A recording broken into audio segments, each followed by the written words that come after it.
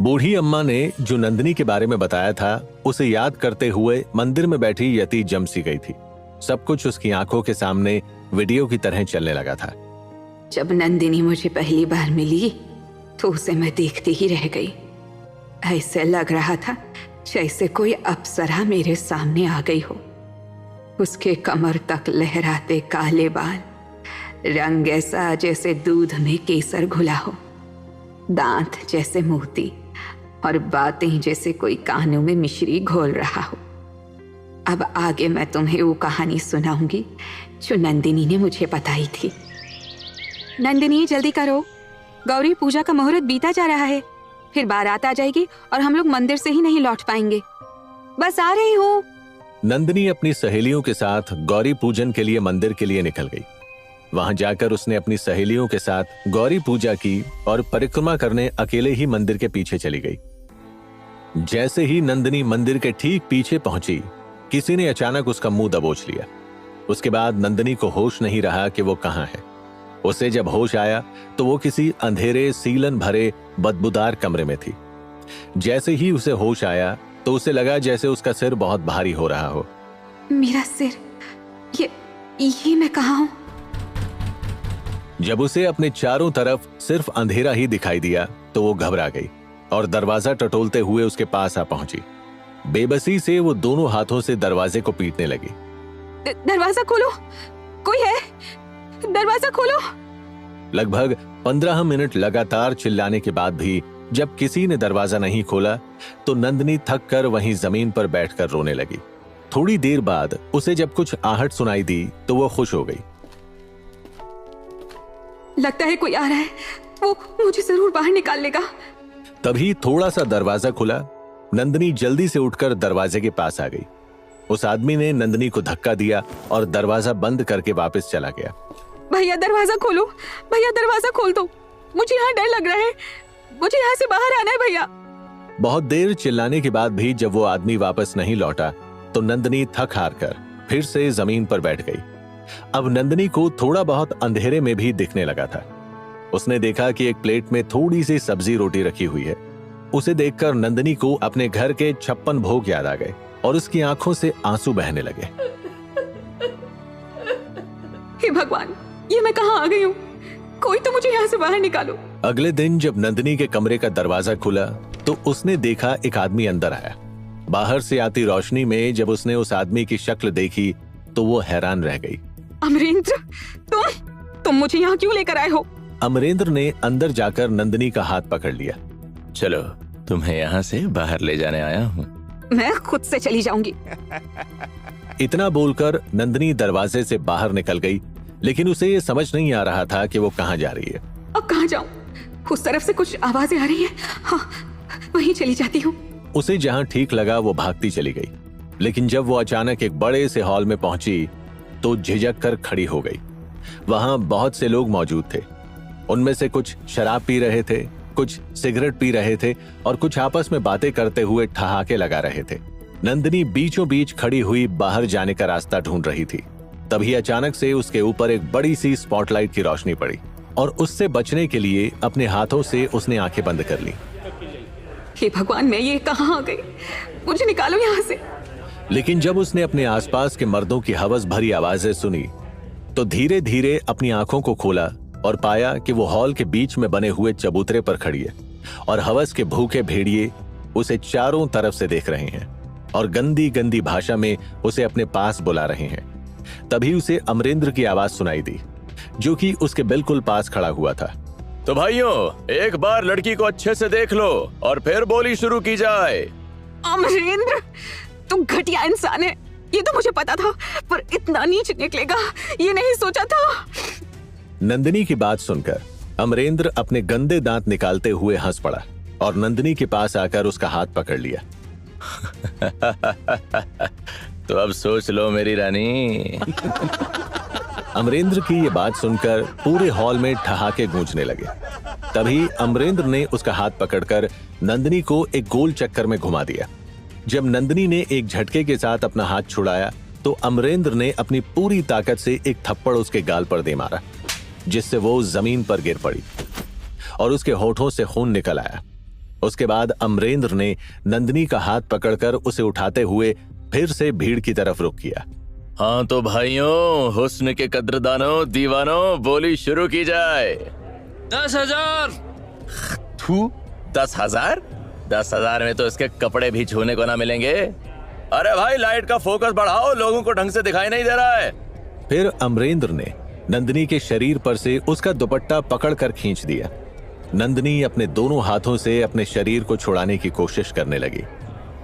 मैं तुम्हारे हाथ छोड़ती हूँ अमरेंद्र, मुझे यहाँ से जाने दो। अब पता चला तुझे बेइज्जती क्या होती है, लेकिन ये तो ट्रेलर है रानी, फिल्म तो अभी बाकी है। मुझे माफ कर दो। अब देखो भाई, बिना दुपट्टा के हुस्न का मजा लीजिए, लेकिन लेकिन लेकिन केवल आंखों से। उसके आगे का मजा पाने के लिए आपको अपनी अंटी ढीली करनी पड़ेगी। 25,000। क्या यार, मुझे तो लगता है कि आज तुम लोग भेड़ बकरियां खरीदने निकले थे और गलती से हुस्न की मंडी में आ गए। उसकी ये बात सुनकर हॉल में बैठे लोगों ने जोरदार ठहाके लगाए और फिर एक आवाज और गूंजी। 50,000। अब कुछ ठीक है, लेकिन जरा इस लड़की के बदन को तो देखो।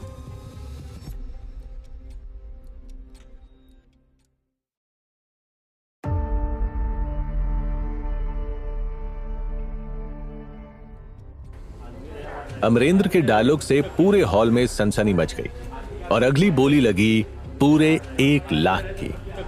जब 1 लाख की बोली लगी तो रकम सुनकर अमरेंद्र की आंखें नाचने लगी, लेकिन अभी उसे और लालच था। ये तो हमारी कमसिन कली की निछावर है भाई लोग। अरे है कोई दिलदार, कोई ऐसा जौहरी जो इस हीरे को तराशना चाहता हो? 1,21,000। वाह, बहुत खूब, क्या बात है, ऐसे कहते हैं रईसी। है कोई इससे आगे बढ़ने वाला? 1,21,000 एक, 1,21,000 दो। भाई लोगों सोच लो एक बार और। 1,21,000 3 तालियां। इस सब के बीच में नंदिनी डर के मारे मासूम हिरनी की तरह अपने आप में सिमटी हुई खड़ी थी। तभी पता नहीं क्या हुआ कि अमरेंद्र उसके पास आया और उसका हाथ पकड़कर घसीटते हुए एक कमरे में ले गया। जब तक मन माफिक दाम नहीं मिल जाते तब तक किसी और के हवाले करने से पहले मैं ही अपने माल का भोग लगा लूं। इतना बोल अमरेंद्र ने एक जलती हुई नजर उसके ऊपर डाली।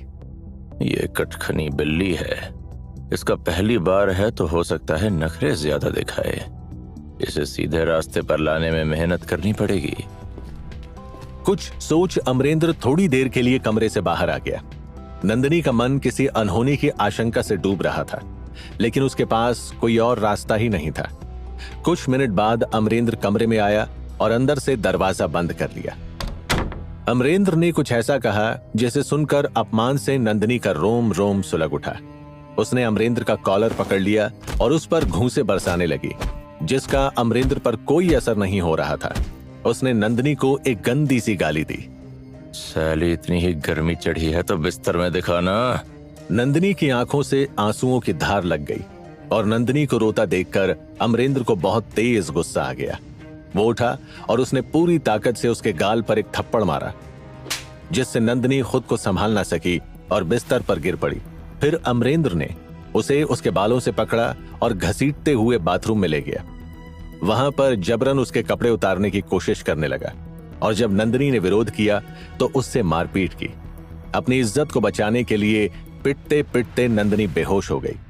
1 घंटे बाद जब उसे होश आया तो उसने अपने आप को उस कमरे में अकेला पाया।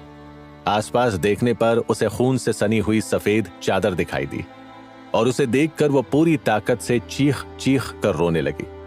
जब वो रोते रोते हार गई तो अपने आप को उसी चादर में लपेटकर उसी बाथरूम तक गई जहां उसके कपड़े पड़े हुए थे। उसने अपने कपड़े पहन लिए। उसे चलने में बहुत तकलीफ हो रही थी, मगर जैसे तैसे अपने पैरों को घसीटते हुए कमरे से बाहर आई। मैं चाहकर भी कुछ नहीं कर पाई थी। मैं चाहती थी कि नंदिनी वहां से भाग जाए, इसलिए मैंने उसे वहां से भगा दिया। फिर क्या हुआ मुझे नहीं मालूम।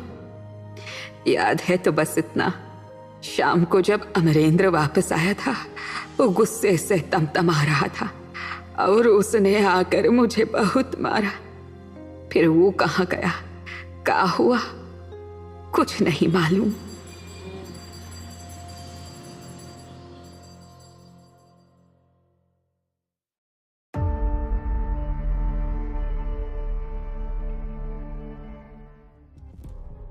मुझे फिर से अम्मा के पास जाकर अमरेंद्र के बारे में पता लगाना होगा। मंदिर में खड़ी यति बूढ़ी अम्मा की बताई बातों को याद करके सिहर गई थी। वो तेजी से वहां से निकलकर वापस बूढ़ी अम्मा के घर पहुंच गई। अम्मा, क्या अमरेंद्र हमेशा से इतना गंदा इंसान था? क्या नंदिनी के साथ ये सब करके उसका कलेजा कांपा नहीं था? हाँ बेटिया, अमरेंद्र उस समय भी इतना ही घिनौना इंसान था। उसने इतने घिनौने काम किए हैं जो कोई इंसान करने से पहले 100 बार सोचे। तुम सोच भी नहीं सकती कि उसके हाथों से ना जाने कितने मासूमों की जिंदगियां बर्बाद हुई हैं। और जानती हो, ये सब कुछ करते हुए उसका हाथ एक बार भी ना कांपा होगा। उसका कलेजा राक्षस का है बिटिया, राक्षस का। कमरे में अचानक सन्नाटा छा गया। यति के दिमाग में अमरेंद्र की पुरानी यादें घूमने लगी, जब अमरेंद्र उससे एक पिता के रूप में मिलने आया था। मैं ये सोच भी नहीं सकती थी कि किरण देवी के बाद भी मेरी जिंदगी में कोई ऐसा भी शख्स हो सकता है जिसकी वजह से मेरी जिंदगी नरक बनी है। अम्मा, आप नहीं जानती, मैंने बचपन से लेकर अब तक इतने दुख सहे हैं जिनका कोई अंदाजा नहीं।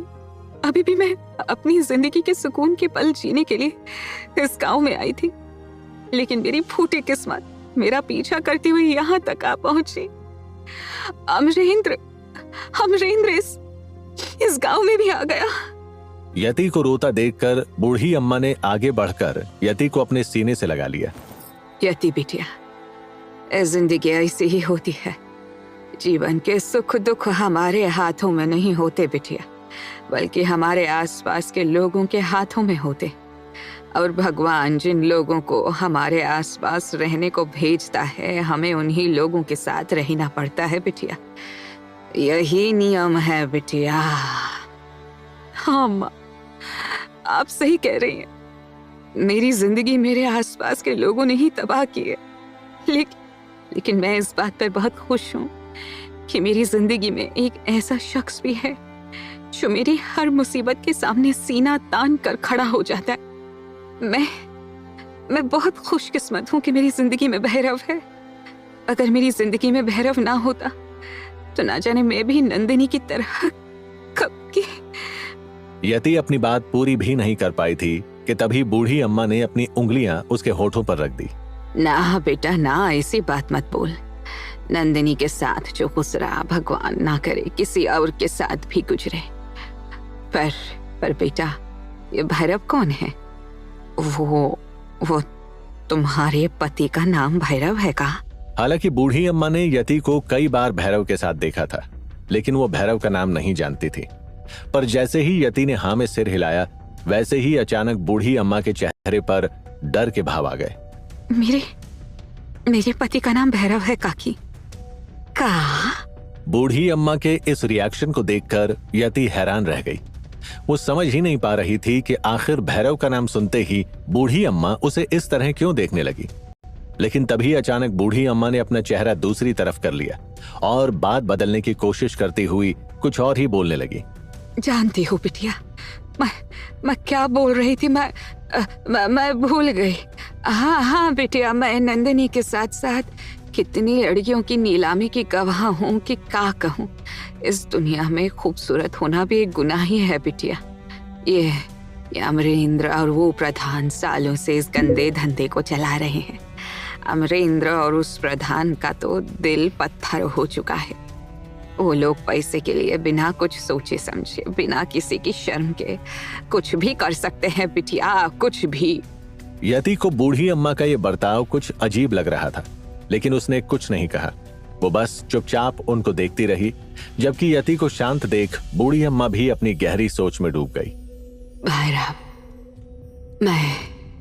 मैं सब कुछ भूल सकती हूँ, लेकिन इनाम को नहीं भूल सकती। यही किस्मत का खेल कोई नहीं समझ पाया है, कोई नहीं। भगवान कब किसको कहाँ भेज दे कुछ कहा नहीं जा सकता। ओहो, वो अपना प्रायश्चित कर रहा है बिटिया, प्रायश्चित। भगवान उसे जल्द माफी दे दे। उधर बूढ़ी अम्मा को शांत देख यति अपनी जगह से उठ खड़ी हुई। ठीक है अम्मा, मैं चलती हूँ। भैरव घर आ गया होगा। हाँ बेटा जा, अपना ख्याल रखना। और बेटा सुनो ना, क्या, हाँ क्या बोल रही थी मैं? हाँ बिटिया, उस पापी अमरेंद्र के बारे में ज्यादा मत सोचना।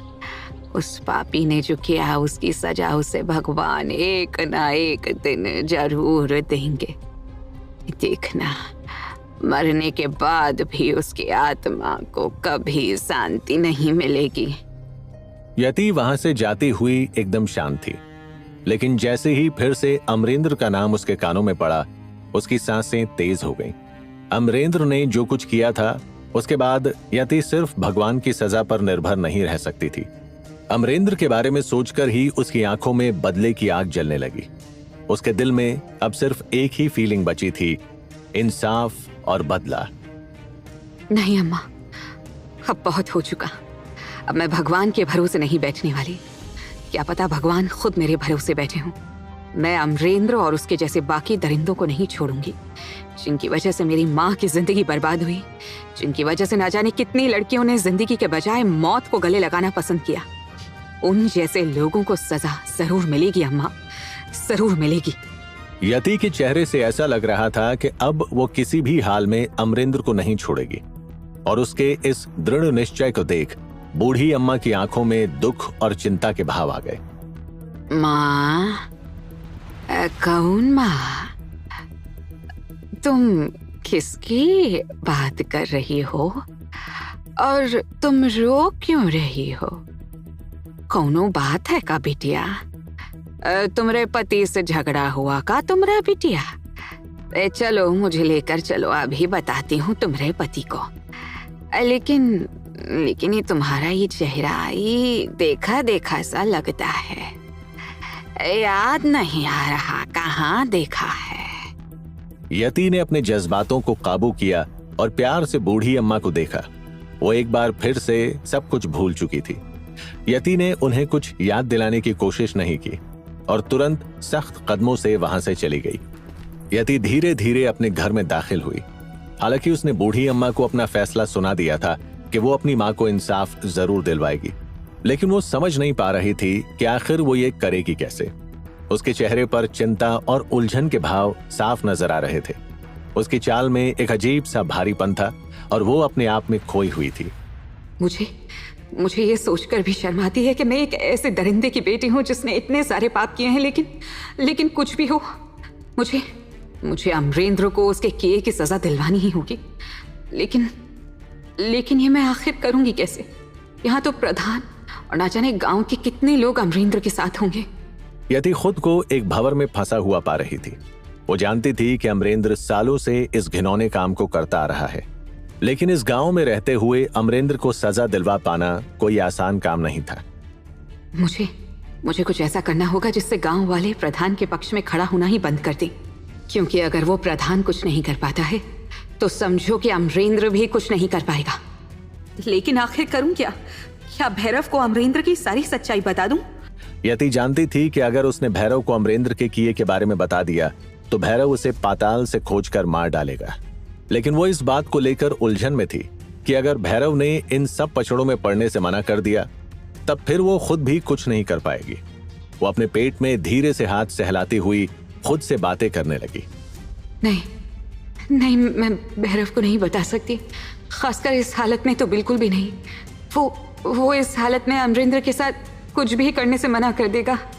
वो किसी भी हाल में अपने होने वाले बच्चे को जोखिम में नहीं डाल पाएगा। यति अमरेंद्र से बदला लेने के ख्याल में इतनी खोई हुई थी कि उसका इस बात पर ध्यान ही नहीं गया कि जहां वो परेशान होकर खुद से बातें कर रही थी, वहीं दूसरी ओर हल्की सी चर आवाज के साथ उसके घर का दरवाजा खुल गया था और कोई शख्स उसके पास आकर खड़ा हो गया था।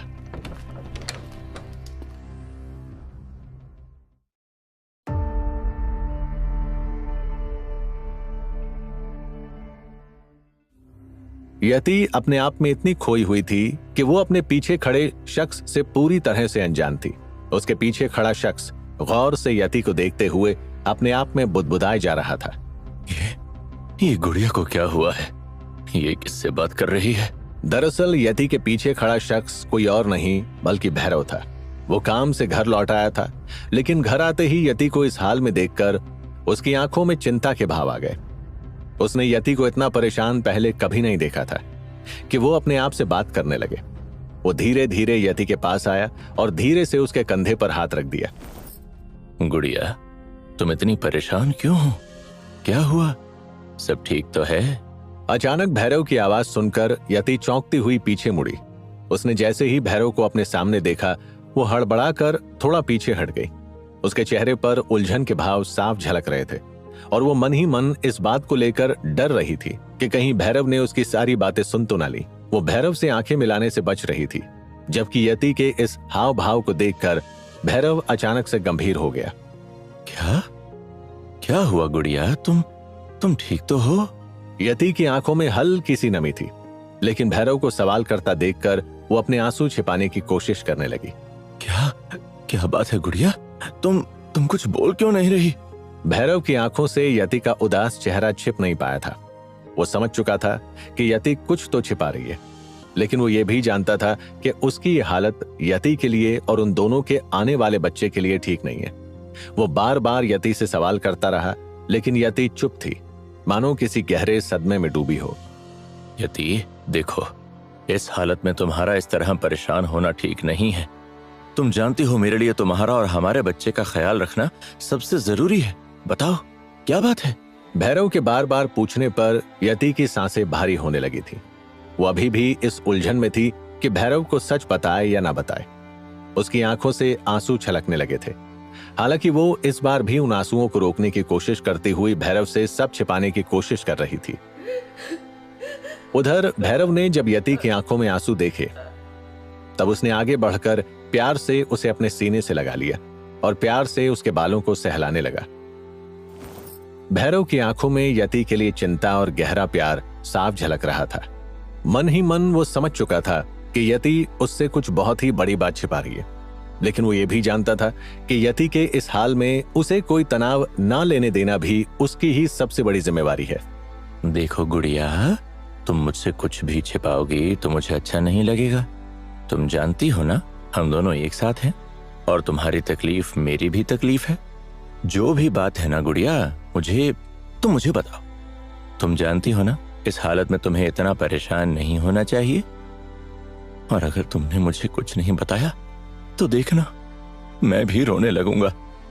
भैरव, मैं नहीं जानती कि तुम्हें ये सब कुछ कैसे बताऊं। यति की आवाज में भारीपन और दर्द साफ झलक रहा था। उसकी आंखों में उसकी मां नंदिनी का दर्द साफ दिखाई दे रहा था। और फिर वो अचानक से सकती हुई रोने लगी। उसकी आंखों से आंसू बहने लगे और इस बार वो उन्हें रोकने की भी कोशिश नहीं कर रही थी। इधर यति को रोता देख भैरव की धीमी सांसें अचानक तेज हो गईं। वो तुरंत यति के आंसू पोंछते हुए उसके माथे को चूमने लगा। वो उसकी आंखों में देखते हुए मन ही मन उसके दर्द को भी समझने की कोशिश कर रहा था। गुड़िया, देखो, ये सही बात नहीं है। तुम्हारे मन में जो चल रहा है वो मुझे बताना है तो बताओ, नहीं बताना है तो मत बताओ। लेकिन गुड़िया, इस तरह से मत रो। जानती हो, राघव भैया मुझे गांव के वैद्य जी के पास लेकर गए थे और वैद्य जी ने मुझे बताया कि गर्भाशय में मौजूद बच्चे पर बाहर की हर चीज का बहुत गहरा असर पड़ता है। उन्होंने तो ये भी बताया कि गर्भवती माँ को हमेशा खुश रहना चाहिए। खुश, इससे होने वाले बच्चे पर अच्छा असर पड़ता है। गुड़िया, चलो अब चुप हो जाओ। और रही बात तुम्हारी परेशानी की, तो जो भी बात हो हम उसे मिलकर सुलझा लेंगे, समझी ना? भैरव की बात पर यति की सिसकियां धीरे धीरे कम होने लगी। उसने भैरव की आंखों में देखते हुए अपने सिर को उसके कंधे पर रख दिया। यति के आंसू भैरव के कंधे को हल्के हल्के भिगो रहे थे, लेकिन भैरव की प्यार भरी बातें सुनकर वो अब थोड़ा सुकून महसूस करने लगी थी। भैरव की हिम्मत और प्यार ने उसे संभाल लिया था। यति समझ चुकी थी कि वो भले ही भैरव से इस सच्चाई को छिपाने की कोशिश कर रही है, लेकिन भैरव उसके लिए हमेशा हर हालात में साथ रहेगा। भैरव, मुझे डर है कि जो मैं तुम्हें बताने जा रही हूँ वो सब कुछ बदल कर रख देगा। गुड़िया, जो भी हो, हम साथ हैं और इस दुनिया में कोई ऐसा सच नहीं है जिसे हम मिलकर नहीं सुलझा सकते। तुम मुझे बताओ तो आखिर बात क्या है? इधर एक तरफ जहां यति भैरव को अमरेंद्र के बारे में बताने जा रही थी, वहीं दूसरी ओर अमरेंद्र गांव के प्रधान से मिलने के बाद वापस शहर आ गया था। वो एक तंग और अंधेरी जगह पर मौजूद था, जहां उसके साथ साथ लड़कियों की दलाली करने वाले कुछ और भी दलाल बैठे हुए थे। अमरेंद्र उन सब के बीच बिल्कुल खामोशी से बैठा था। उसकी आंखों में उलझन और चिंता साफ झलक रही थी। वहीं उन दलालों का नेता, एक बूढ़ा आदमी, गुस्से में अमरेंद्र को घूर घूर कर देखे जा रहा था। पता नहीं क्यों, लेकिन अमरेंद्र उस बूढ़े दलाल से अपनी नजरें चुरा रहा था। वो बूढ़े दलाल को देख अमरेंद्र की आंखों में डर के भाव मौजूद थे। उसने जबरदस्ती हड़बड़ाते हुए अपने मुंह में पान डाल लिया और इधर उधर देखने लगा, पर तभी उसे उस बूढ़े दलाल की कड़क आवाज सुनाई दी। अमरेंद्र, ये क्या कर रहे हो तुम? तुम यहाँ पान खाने आए हो? वहां मौजूद इतने सारे दलालों के बीच उस बूढ़े दलाल ने इतनी ऊंची आवाज में बात की थी कि अचानक अमरेंद्र सक पका कर रह गया था। उसने अपने मुंह में डाला हुआ आधा चबा पान तुरंत ही निकाल दिया। माफी रूनी जी। कितनी बार माफी मांगोगे अमरेंद्र? कितनी चीजों के लिए? अरे कितनी गलतियों के लिए माफी मांगोगे? हैं? जानते हो ना, जब माफी भी हद से बढ़ जाती है तब आदमी को मार दिया जाता है। रूनी की बात सुनकर अमरेंद्र की सांसें तेज हो गईं। वो इस बार भी रूनी से माफी मांगना चाहता था, लेकिन रूनी की बात सुनकर उससे हिम्मत ही नहीं कर पा रहा था कि वो कुछ बोल पाए। वो बस हाथ जोड़कर रूनी के सामने खड़ा हो गया, लेकिन अमरेंद्र के हाथ जोड़ने के बाद भी रूनी का गुस्सा शांत नहीं हुआ। वो अभी भी खा जाने वाली नजरों से अमरेंद्र को घूरे जा रहा था। अमरेंद्र, इधर देखो और बताओ मुझे, ये कैसी लड़कियां लेकर आ रहे हो तुम आजकल? हाँ, जानते हो तुम्हारी लड़कियों की तरफ कोई आंख भी उठाकर नहीं देखता। जानते हो ना, मुझे खूबसूरत लड़कियां चाहिए, एकदम सुंदर और जवान, जिनके उभरे हुए सीने हो, जिनकी कमर पतली हो, जिनको देखते ही ग्राहक लाख रुपए ढीले करने के लिए राजी हो जाए। लेकिन तुम जो लड़कियां ला रहे हो, बताओ तो ये सब किस काम की हैं? अमरेंद्र के पास कोई जवाब नहीं था। तभी वो बूढ़ा दलाल रूनी मेज पर जोर से हाथ मारते हुए उठ खड़ा हुआ। वहां मौजूद दूसरे दलाल भी अमरेंद्र को घूर घूर कर देखने लगे, मानो वो सब भी अमरेंद्र पर तंज कसने का कोई मौका ढूंढ रहे हों। इधर रूनी का अमरेंद्र को डांटने का सिलसिला अभी भी खत्म नहीं हुआ था। अमरेंद्र, तुमसे ये उम्मीद नहीं थी। हमारा धंधा सुंदर लड़कियों पर चलता है और तुम आजकल ऐसी लड़कियां लेकर आ रहे हो कि कोई उन्हें घर पर काम करवाने को भी नहीं रखेगा। रुनीदा, मैं अगली बार और खूबसूरत लड़कियां लाऊंगा। बस थोड़ा वक्त दो। इस बार गलती हो गई, लेकिन आगे से कोई गलती नहीं होगी। अमरेंद्र की आवाज में लड़खड़ाहट साफ दिखाई दे रही थी। उसके हाथ बुरी तरह से कांप रहे थे और उसकी आंखों में मौत का डर साफ झलक रहा था। इधर अमरेंद्र को इस तरह गिड़गिड़ाने के बाद भी रूनी के चेहरे पर मौजूद सख्त भाव गायब नहीं हुए थे। उसने अपने हाथ पीछे कर लिए और अपनी कमर पर खोसे हुए चाकू को कसकर पकड़ लिया।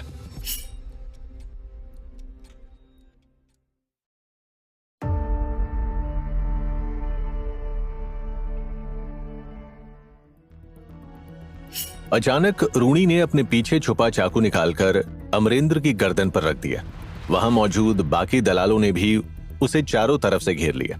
अमरेंद्र, मैं तुम्हें अब और बर्दाश्त नहीं कर सकता। अमरेंद्र को इस बात की उम्मीद नहीं थी कि उसकी गलती पर रूनी उसे मारने के लिए तैयार हो जाएगा। उसे अपनी मौत साफ साफ रूनी की आंखों में दिखने लगी थी। वो समझ नहीं पा रहा था कि आखिर अब वो क्या करे, और तभी अचानक वो रूनी के पैरों पर गिर पड़ा। रूनी के पैरों में गिरते समय उसकी गर्दन पर हल्की सी चोट भी आई थी। चाकू घसीटने की वजह से वहां से हल्का सा खून भी आने लगा था, लेकिन इसके बावजूद उसने उफ का एक शब्द भी नहीं निकाला। रुनीदा, मैं वादा करता हूँ आगे से ऐसी गलती नहीं होगी। इस बार मैं ऐसी लड़कियां लाऊंगा कि आप भी देखकर हैरान रह जाएंगे। बस एक आखिरी बार मुझ पर भरोसा कीजिए रुनीदा। इतने सालों के रिश्तों को इस तरह से खत्म मत कीजिए। अमरेंद्र को इस तरह गिड़गिड़ाता देख रूनी जोर से हंसने लगा। उसकी हंसी में गुस्सा और तंज दोनों साफ झलक रहा था। उसकी हंसी से ये साफ था कि उसे अमरेंद्र की बातों पर जरा सा भी यकीन नहीं था।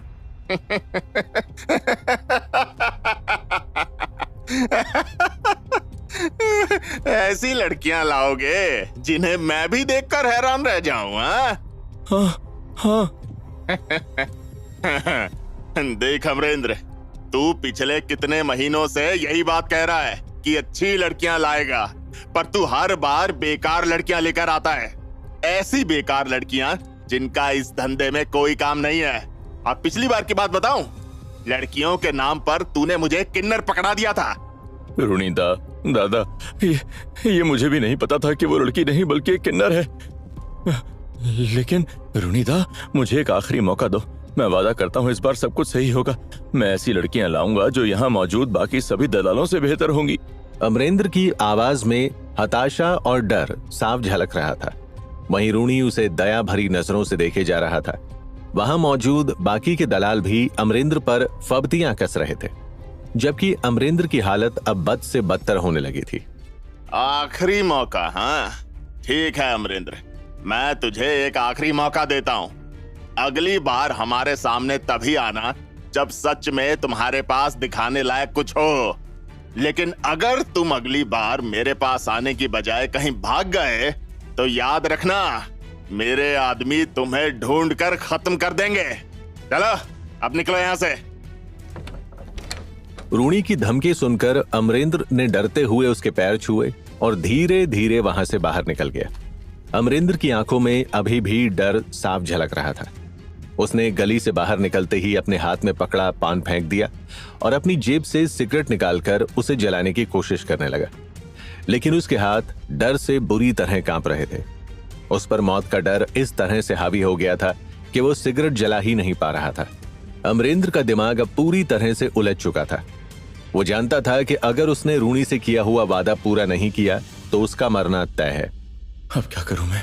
आखिर कहां से लाऊं इतनी खूबसूरत लड़कियां? अगर अगली बार कुछ नहीं किया तो ये लोग मुझे मार डालेंगे। सालों उस प्रधान से उम्मीद थी, लेकिन वहां गांव में तो लोग अपनी बेटियों के दूध का दांत टूटते ही ब्याह करा देते हैं। इतना सोचते हुए अमरेंद्र ने फिर से सिगरेट जलाने की कोशिश की, लेकिन उसके हाथ अभी भी कांप रहे थे। वो बार बार सिगरेट जलाने में असफल हो रहा था।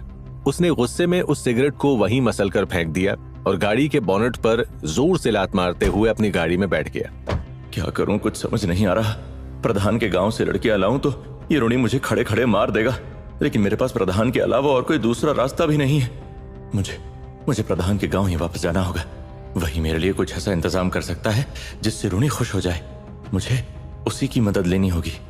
इतना सोचते हुए अमरेंद्र ने गाड़ी स्टार्ट की और वहां से निकल गया। इधर एक तरफ अमरेंद्र वापस प्रधान के गांव जाने की सोच रहा था, वहीं दूसरी ओर यति अमरेंद्र के बारे में भैरव को सब कुछ बता रही थी जो उसने बूढ़ी अम्मा से सुना था। भैरव यति की बातें सुनकर एकदम गंभीर हो गया। उसके चेहरे के भाव एकदम भाव शून्य हो गए थे।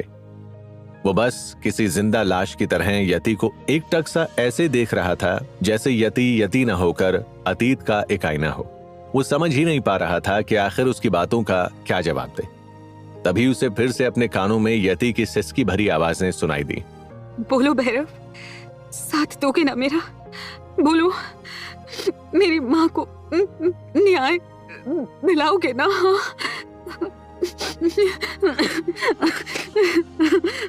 भैरव के चेहरे पर अभी भी उलझन के भाव थे। वो समझ नहीं पा रहा था कि आखिर वो यति को क्या जवाब दे।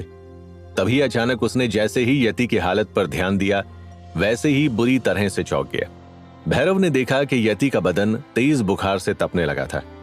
उसको समझते देर नहीं लगी कि यति के लगातार रोने की वजह से उसकी ये हालत हो गई है। यति, गुड़िया, गुड़िया, तुम्हारा बदन बुखार से तप रहा है। यति के चेहरे पर भी अब बुखार का असर दिखने लगा था। वो लगातार अपनी आंखें खोलने और बंद करने लगी थी। उसका सिर भी अब घूमने लगा था, लेकिन बावजूद इसके उसके दिमाग में बस अपनी माँ को न्याय दिलाने की ही बात चल रही थी। भैरव, मुझे बताओ, तुम। यति अपनी बात पूरी भी नहीं कर पाई थी कि अचानक वो चक्कर खाकर सीधे भैरव की बाहों में गिर गई। भैरव उसके इस हाल को देखकर बुरी तरह से डर गया। वो तुरंत यति को अपनी बाहों में उठाकर बिस्तर पर ले आया और तेजी से उसके तलवों की मालिश करने लगा।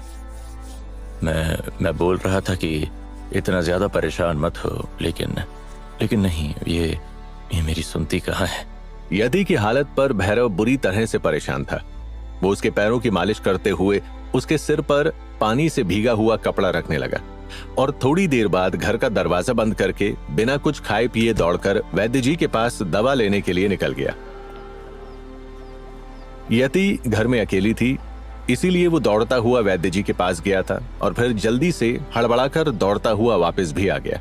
उसकी आंखों में चिंता और डर साफ दिखाई दे रहा था। उसने यति के सिर पर रखा हुआ भीगा कपड़ा फिर से बदलना शुरू कर दिया। वैद्य जी ने कहा है कि उस पानी में इस जड़ी को रख देना है, जिस कपड़े को भिगोकर यति के सिर पर रखना है। इससे बिना दवाई खाए ही यति का बुखार उतर जाएगा। भैरव वैद्य जी के कहे अनुसार ही सब कुछ कर रहा था और बार बार इस काम को दोहराने पर जब उसने देखा कि यति का बुखार धीरे धीरे कम हो रहा है तो उसने राहत की सांस ली। रात के गहरे सन्नाटे में यति को सोता देख भैरव भी वहीं उसके पास जमीन पर सो गया। इधर यति अपने बिस्तर पर गहरी नींद में लेटी हुई थी। मिट्टी की दीवार पर बनी खिड़कियों से धीरे धीरे हवा भी कमरे में आ रही थी। चारों ओर एक सुकून भरी शांति छाई हुई थी, लेकिन बावजूद इसके नींद में मौजूद यति के चेहरे पर बेचैनी के भाव थे। हालांकि वो सो तो रही थी, लेकिन उसका मन अभी भी पूरी तरह से अशांत था। उसके दिल में अपनी मां नंदिनी की मौत का दर्द और न्याय की पुकार लगातार उसके चेहरे पर नजर बेचैनी बनकर उभर रहा था। वो बार बार करवटें ले रही थी और तभी अचानक उसे ऐसा महसूस हुआ कि जैसे मानो कोई अचानक उसके पास आ खड़ा हुआ हो और कानों में बुदबुदाते कुछ कह रहा हो। बेटा, बेटा, मुझे न्याय कब मिलेगा? मुझे न्याय कब मिलेगा?